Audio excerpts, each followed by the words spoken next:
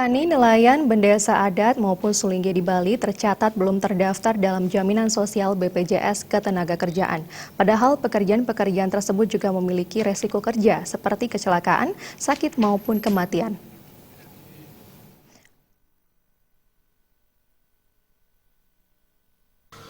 Kepala Pemasaran Kanwil BPJS Ketenagakerjaan Wilayah Banuspa, Sang Made Sumadi menyatakan, petani, nelayan, bendesa adat maupun sulingge di Bali masih ada yang belum terdaftar dalam jaminan sosial BPJS Ketenagakerjaan, padahal pekerjaan tersebut juga memiliki resiko kecelakaan dan kematian.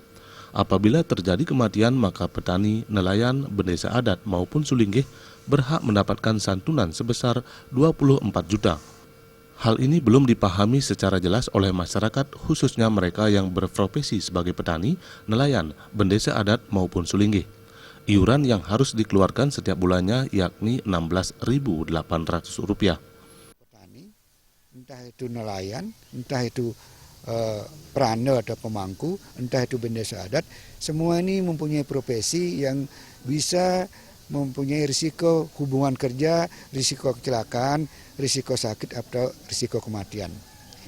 Kan sungguh mulia kalau setiap pemangku, bendesa adat, kelompok tani, nelayan, pengrajin, kalau dia katakanlah meninggal karena sakit, dia berhak mendapat santunan 24 juta. Kalau sektor BPU artinya bukan penerima upah yang tidak bekerja di perusahaan 16.800. Jaminan sosial ini merupakan hak masyarakat yang disiapkan oleh negara. Agung Ria dan Angga Ratana Bali.